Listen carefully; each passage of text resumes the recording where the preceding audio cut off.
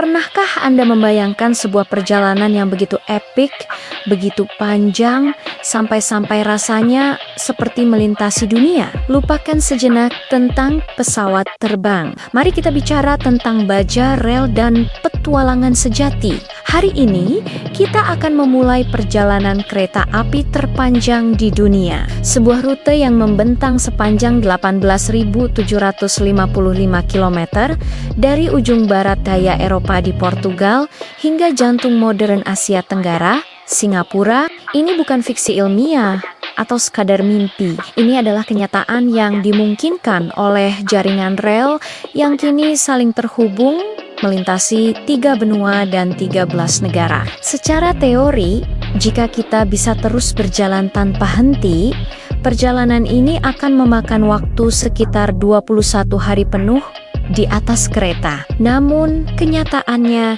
jauh lebih menantang. Dengan semua perpindahan kereta, pengurusan visa, waktu tunggu di perbatasan, dan tentu saja keinginan untuk sekadar meregangkan kaki dan melihat-lihat. Perjalanan ini adalah sebuah petualangan multiminggu yang akan menguji batas kesabaran dan semangat petualangan Anda. Jadi, siapkan tiket imajiner Anda karena kereta akan segera berangkat. Perhentian pertama kita, Lagos, Portugal, terletak di wilayah Algarve yang indah.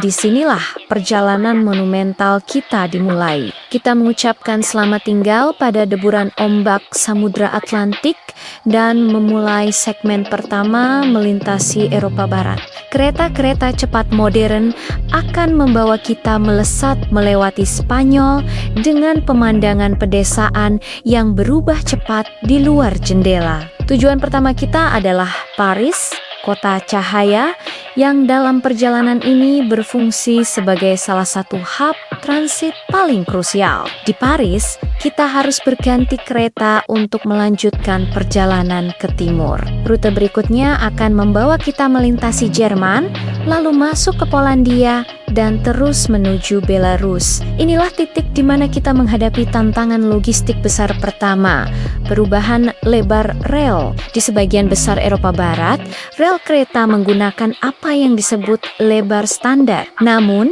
begitu kita memasuki wilayah bekas Uni Soviet seperti Belarus dan Rusia, lebar relnya menjadi lebih besar. Ini artinya kereta yang membawa kita dari Paris tidak bisa langsung lanjut. Kita harus turun dan berganti ke kereta baru yang dirancang untuk rel yang lebih lebar ini. Proses ini bisa memakan waktu, tapi ini adalah bagian tak terpisahkan dari petualangan lintas benua. Setelah semua proses selesai, kereta baru kita akan membawa kita melintasi perbatasan dan akhirnya tiba di Moskow, ibu kota Rusia yang megah. Moskow bukan hanya sebuah kota besar, tapi juga gerbang menuju salah satu jalur kereta api paling legendaris dan ikonik di seluruh dunia. Jalur Trans-Siberia. Petualangan sesungguhnya baru saja dimulai. Dari Moskow, kita memasuki jantung Eurasia yang luas dan misterius. Selamat datang di jalur Trans-Siberia. Siapkan diri Anda untuk berhari-hari menatap pemandangan yang seolah tak ada habisnya. Kita akan melintasi hutan tiga yang lebat, melewati pegunungan Ural yang memisahkan Eropa dan Asia, dan menyeberangi padang rumput Siberia yang terhampar luas sejauh mata memandang. Kehidupan di dalam kereta menjadi dunia tersendiri. Anda akan berbagi cerita dengan sesama pelancong, minum teh panas sambil melihat salju turun di luar, dan benar-benar merasakan betapa besarnya planet kita ini. Jalur Trans-Siberia sendiri sebenarnya punya beberapa cabang. Untuk mencapai tujuan akhir kita di Singapura, kita punya pilihan antara jalur Trans-Mongolia atau Trans-Manchuria. Keduanya akan membawa kita menuju Tiongkok. Jika kita memilih Trans-Mongolia, kita akan singgah di Ulaanbaatar, ibu kota Mongolia, sebuah pengalaman budaya yang luar biasa. Jika memilih Trans-Manchuria, kita akan langsung menuju Tiongkok bagian timur laut. Apapun pilihannya, saat melintasi perbatasan Tiongkok, kita akan menghadapi perubahan lebar rel sekali lagi. Rel di Tiongkok kembali menggunakan lebar standar. Jadi kita harus berganti kereta untuk kedua kalinya dalam perjalanan besar ini. Setelah memasuki Tiongkok, kita menuju ke selatan, ke kota Kunming di Provinsi Yunnan. Disinilah letak sebuah inovasi infrastruktur yang sangat krusial, yang membuat rekor perjalanan ini benar-benar terpecahkan. Kita akan menaiki jalur kereta yang relatif baru, yaitu China-Laos Railway. Jalur kereta api Tiongkok-Laos yang dibuka secara resmi pada tahun 2021 adalah sebuah keajaiban rekayasa modern.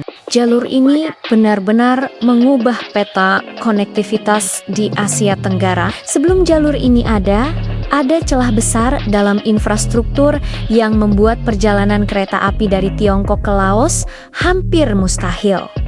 Sekarang, celah itu telah ditutup. Perjalanan dari Kunming, Tiongkok menuju Vientiane, ibu kota Laos, adalah salah satu segmen paling spektakuler. Kereta akan melaju melintasi medan pegunungan yang sangat menantang, melewati serangkaian terowongan panjang yang menembus gunung dan gembitan-gembitan tinggi yang membentang di atas lembah-lembah yang dalam. Pemandangan dari jendela benar-benar memukau. Jalur ini bukan hanya tentang menghubungkan dua negara. Ini adalah simbol bagaimana teknologi dapat menaklukkan rintangan geografis yang paling sulit sekalipun. Setelah tiba di Vientiane, petualangan kita berlanjut ke selatan. Kita akan menyeberangi Sungai Mekong yang legendaris, biasanya menggunakan kereta khusus atau bus penghubung singkat untuk mencapai stasiun di sisi Thailand. Dari sana, kita terhubung dengan jaringan kereta api Thailand yang terawat baik. Selamat datang di iklim tropis. Suasana perjalanan pun berubah. Pemandangan hutan pinus Siberia yang beku kini berganti dengan sawah hijau yang subur dan kuil-kuil emas yang berkilauan di kejauhan. Kereta akan membawa kita menyusuri Thailand menuju pusat keramaian Asia Tenggara, Bangkok. Setelah mungkin beristirahat sejenak di kota yang tak pernah tidur ini, perjalanan kita terus berlanjut ke ujung selatan. Dari Bangkok, perjalanan kita memasuki babak akhir, menyusuri semenanjung Melayu. Jalur rel di Thailand akan membawa kita terus ke selatan hingga ke perbatasan Malaysia. Di sini, kita akan bergantung pada layanan kereta api Malaysia yang dikenal sebagai KTM atau Kereta Api Tanah Melayu. Kita bisa memilih layanan ETS Electric Train Service yang cepat dan modern atau kereta Intercity yang lebih santai. Perjalanan melalui Malaysia menawarkan pemandangan yang sangat kontras dibandingkan awal perjalanan kita. Lupakan padang rumput beku Siberia atau kota-kota Eropa yang bersejarah.